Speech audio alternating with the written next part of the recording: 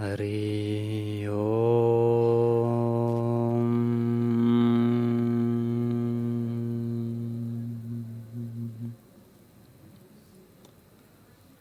श्री योग वशिष्ठ महारामायण मुमुक्षु प्रकरण। राम जी ने पूछा, हे भगवान, सर्व धर्म के वेता, आप कहते हैं कि देव कोई नहीं, परंतु इस लोक में प्रसिद्ध है कि ब्रह्मा भी देव है और देव का किया सब कुछ होता है। वशिष्ठ जी बोले, हे राम जी, मैं तुमको इसलिए कहता हूँ कि तुम्हारा भ्रम निवृत्त हो जावे। अपने ही किए हुए शुभ अथवा अशुभ कर्म का फल अवश्य में भोगना होता है। उसे देव कहो व पुरुषार्थ कहो, और देव कोई नहीं। कर्ता, क्रिया, कर्म आदि में तो देव कोई नहीं, और ना कोई देव का स्थान ही है, और ना रूप ही है, तो और देव क्या कहिए। हे राम जी, मूर्खों के परचाने के निमित्त देव शब्द कहा है। जैसे आकाश शून्य है, वैसे देव भी शून्य है। फिर राम जी बोले, हे भगवान, सर्वधर्म के वेता, तुम कहते हो कि और देव कोई नहीं और आकाश की नाई शून्य है, सो तुम्हारे कहने से भी देव सिद्ध होता है। तुम कहते हो कि इसके पुरुषार्थ का नाम देव है, और जगत में भी देव शब्द प्रसिद्ध है। वशिष्ठ जी बोले, हे राम जी, मैं इसलिए तुमको कहता हूं कि जिससे देव शब्द तुम्हारे हृदय से उठ जावे। देव नाम अपने पुरुषार्थ का है। पुरुषार्थ कर्म का नाम है, और कर्म नाम वासना का है। वासना मन से होती है, और मन रूपी पुरुष जिसकी वासना करता है, सोई उसको प्राप्त होती है। जो गांव के प्राप्त होने की वासना करता है, सो गांव को प्राप्त होता है, और जो घाट की वासना करता, सो घाट को प्राप्त होता है। इससे और कोई देव नहीं। पूर्व का जो शुभ अथवा अशुभ दृढ़ पुरुषार्थ किया है, उसका परिणाम सुख दुख अवश्य होता है, और उसी का नाम देव है। हे राम जी, तुम विचार करके देखो कि अपना पुरुषार्थ कर्म से भिन्न नहीं है, तो सुख दुख देने वाला और लेने वाला कोई देव नहीं हुआ। जीव जो पाप की वासना और शास्त्र विरुद्ध कर्म करता है, सो क्यों करता है? पूर्व के दृढ़ पुरुषार्थ कर्म ही पाप करता है। जो पूर्व का पुण्य कर्म किया होता, तो शुभ मार्ग में विचरता। फिर राम जी ने पूछा, हे भगवान, जो पूर्व की दृढ़ वासना के अनुसार यह विचरता है, तो मैं क्या करूं? मुझको पूर्व की वासना ने दीन किया है, अब मुझको क्या करना चाहिए? वशिष्ठ जी बोले, हे राम जी, जो कुछ पूर्व की वासना दृढ़ हो रही है, उसके अनुसार जीव विचरता है, पर जो श्रेष्ठ मनुष्य है, सो अपने पुरुषार्थ से पूर्व के मलिन संस्कारों को शुद्ध करता है, तो उसके मल दूर हो जाते हैं। जब तुम सतशास्त्रों और ज्ञानवानों के वचनों के अनुसार दृढ़ पुरुषार्थ करोगे तब मलिन वासना दूर हो जाएगी। हे राम जी, पूर्व के मलिन और शुभ संस्कारों को कैसे जानिए, सो सुनो। जो चित्त विषय और शास्त्र विरुद्ध मार्ग की ओर जावे और शुभ की ओर ना जावे, तो जानिए कि कोई पूर्व का कर्म मलिन है। और जो संत जनों और सतशास्त्रों के अनुसार चेष्टा करे और संसार मार्ग से विरक्त हो, तो जानिए कि पूर्व का शुभ कर्म है। इससे हे राम जी, तुमको दोनों से सिद्धता है कि पूर्व का संस्कार शुद्ध है। इससे तुम्हारा चित्त सत्संग और सतशास्त्रों के वचनों को ग्रहण करके शीघ्र ही आत्मपद को प्राप्त होगा। और जो तुम्हारा चित्त शुभ मार्ग में स्थिर नहीं हो सकता, तो दृढ़ पुरुषार्थ करके संसार समुद्र से पार हो। हे राम जी, तुम चैतन्य हो, जड़ तो नहीं हो। अपने पुरुषार्थ का आश्रय करो। और मेरा भी यही आशीर्वाद है कि तुम्हारा चित्त शीघ्र ही शुद्ध आचरण और ब्रह्म विद्या के सिद्धांत अनुसार में स्थित हो। हे राम जी, श्रेष्ठ पुरुष भी वही है जिसका पूर्व का संस्कार यद्यपि मलिन भी था, परंतु संतों और सतशास्त्रों के अनुसार दृढ़ पुरुषार्थ करके सिद्धता को प्राप्त हुआ है। और मूर्ख जीव वह है जिसने अपना पुरुषार्थ त्याग दिया है, जिससे संसार से मुक्त नहीं होता। पूर्व का जो कोई पाप कर्म किया होता है, उसकी मलिनता से पाप में धावता है और अपने पुरुषार्थ के त्यागने से अंधा होकर विशेष धावता है। जो श्रेष्ठ पुरुष है, उसको यह करना चाहिए कि प्रथम तो पांचों इंद्रियों को वश करे, फिर शास्त्र के अनुसार उनको वर्तावे और शुभ वासना दृढ़ करे, अशुभ का त्याग करे। यद्यपि त्यागनीय दोनों वासना है, पर प्रथम शुभ वासना को इकट्ठी करे, फिर अशुभ त्याग करे। जब शुद्ध वासना करके कषाय परिपक्व होगा, अर्थात अंतःकरण जब शुद्ध होगा, तब संतों और सतशास्त्रों के सिद्धांत का विचार उत्पन्न होगा और उससे तुमको आत्मज्ञान की प्राप्ति होगी। उस ज्ञान के द्वारा आत्म साक्षात्कार होगा।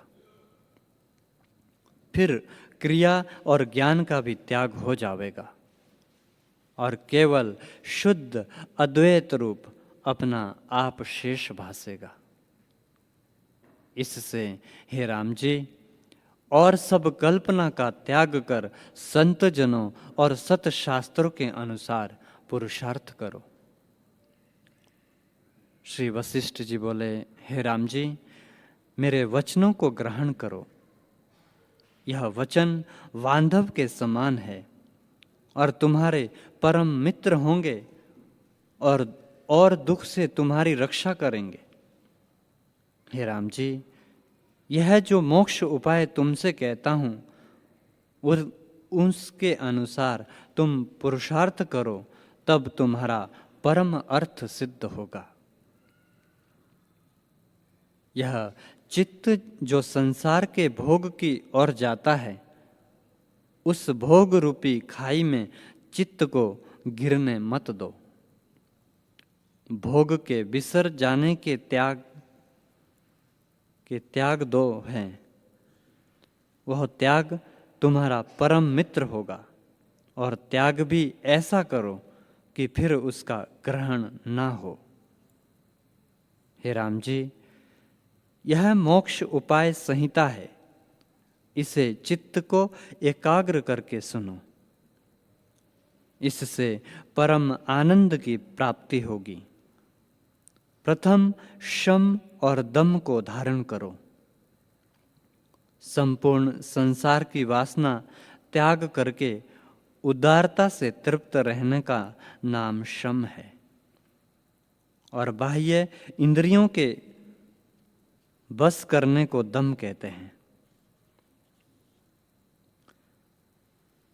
जब प्रथम इनको धारण करोगे तब परम तत्व का विचार आप ही उत्पन्न होगा, और विचार से विवेक द्वारा परम पद की प्राप्ति होगी, जिस पद को पाकर फिर कदाचित दुख न होगा, और अविनाशी सुख तुमको प्राप्त होगा। इसीलिए इस मोक्ष उपाय संहिता के अनुसार पुरुषार्थ करो, तब आत्मपद को प्राप्त होंगे। पूर्व जो कुछ ब्रह्मा जी ने हमको उपदेश दिया है सो मैं तुमसे कहता हूँ।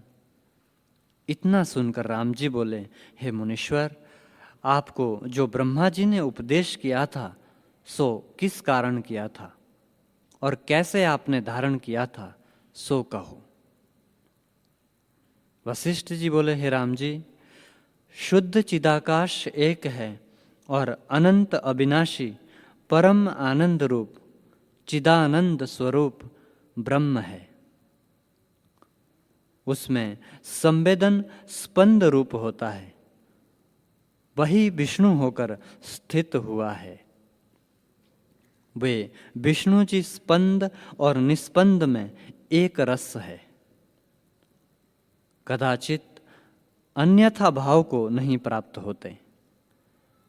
जैसे समुद्र में तरंग उपजते हैं, वैसे ही शुद्ध चिदाकाश से स्पंद करके विष्णु उत्पन्न हुए हैं।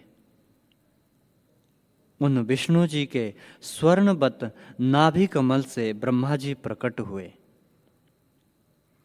उन ब्रह्मा जी ने ऋषि और मुनीश्वरों सहित स्थावर जंगम प्रजा उत्पन्न की और उस मनोराज से जगत को उत्पन्न किया। उस जगत के कोण में जो जम्बूद्वीप भरतखंड है, उसमें मनुष्यों को दुख से आतुर देख उनके करुणा उपजी। जैसे पुत्र को देखकर पिता के करुणा उपजती है, तब उनके सुख के निमित्त तप उत्पन्न किया कि वे सुखी हो, और आज्ञा की कि तप करो। तब वे तप करने लगे, और उस तप करने से स्वर्ग आदि को प्राप्त होने लगे। पर उन सुखों को भोग कर वे फिर गिरे और दुखी हुए।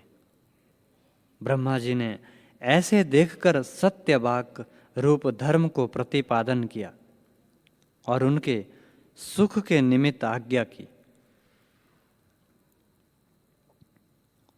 उस धर्म के प्रतिपादन से भी लोगों को सुख प्राप्त होने लगा, और वहां भी कुछ काल सुख भोग कर फिर गिरे और दुखी के दुखी रहे। फिर ब्रह्मा जी ने दान, तीर्थ आदि पुण्य क्रिया उत्पन्न करके उनको आज्ञा दी कि इनके सेवने से तुम सुखी रहोगे। जब वे जीव उनको सेवने लगे, तब बड़े पुण्य लोक में प्राप्त होकर उनके सुख भोगने लगे, और फिर कुछ काल अपने कर्म के अनुसार भोग कर गिरे। जब उन्होंने तृष्णा की तो बहुत दुखी भये और दुख कर आतुर हुए। उस समय ब्रह्मा जी ने देखा कि यह जीवन और मरण के दुख से महादीन होते हैं। इससे यह उपाय कीजिए जिससे उनका दुख निवृत्त हो। हे रामचंद्र जी, ब्रह्मा जी ने विचारा कि इनका दुख आत्मज्ञान बिना निवृत्त नहीं होगा, इससे आत्मज्ञान को उत्पन्न कीजिए जिससे ये सुखी होवें। इस प्रकार विचार कर वे आत्म तत्व का ध्यान करने लगे। उस ध्यान के करने से शुद्ध तत्व ज्ञान की मूर्ति होकर मैं प्रकट हुआ। मैं भी ब्रह्मा जी के समान हूँ।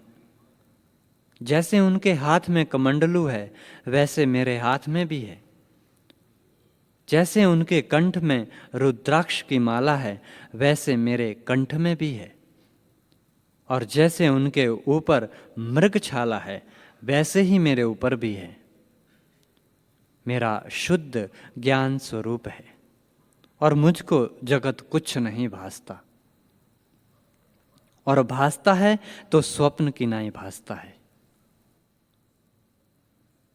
तब ब्रह्मा जी ने विचार किया कि इसको मैंने जीवों के कल्याण के निमित्त उत्पन्न किया है, पर यह तो शुद्ध ज्ञान स्वरूप है, और ज्ञान मार्ग का उपदेश तब हो जब कुछ प्रश्नोत्तर हो, और तभी सत्य मिथ्या का विचार होवे। हे राम जी, तब जीवों के कल्याण के निमित्त ब्रह्मा जी ने मुझको गोद में बैठाया और शीश पर हाथ फेरा। तब तो जैसे चंद्रमा की किरण से शीतलता होती है, वैसे ही मैं उससे शीतल हो गया।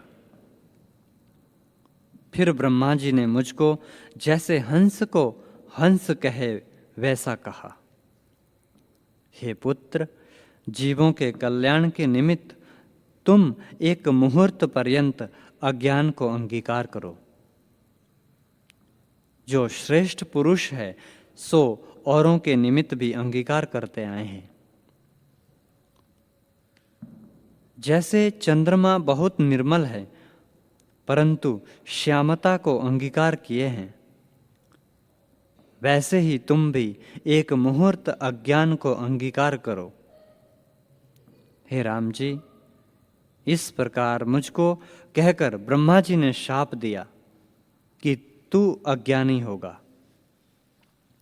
तब मैंने ब्रह्मा जी की आज्ञा मानी और शाप को अंगीकार किया, और मेरा जो शुद्ध आत्म तत्व अपना आप था सो अन्य की नाई हो गया। मेरी स्वभाव सत्ता मुझको विस्मरण हो गई और मेरा मन जाग आया। तब भाव अभाव रूप जगत मुझको भासने लगा, और अपने को मैं वशिष्ठ और ब्रह्मा जी का पुत्र जानने लगा, और नाना प्रकार के पदार्थ सहित जगत जानकर उनकी ओर चंचल होने लगा। फिर मैंने संसार जाल को दुख रूप जानकर ब्रह्मा जी से पूछा, हे भगवान, यह संसार कैसे उत्पन्न हुआ और कैसे लीन होता है? हे राम जी, जब मैंने इस प्रकार पिता ब्रह्मा जी से प्रश्न किया तो उन्होंने भली प्रकार मुझको उपदेश किया।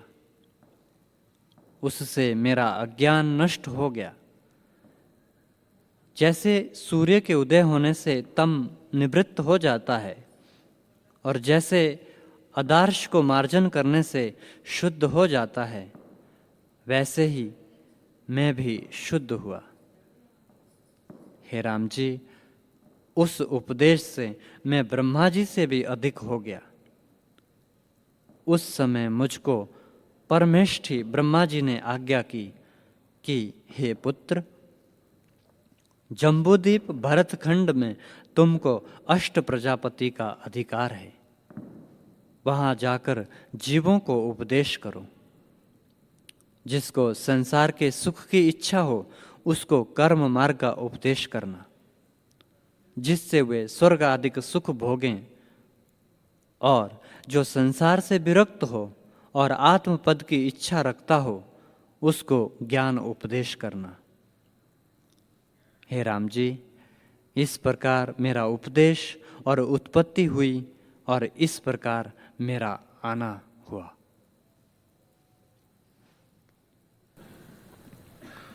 हरि ओम।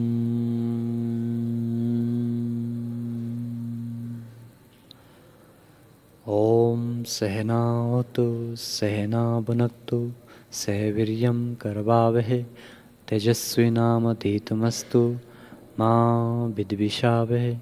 ओम शांति शांति शांति। श्री सद्गुरुदेव भगवान की जय।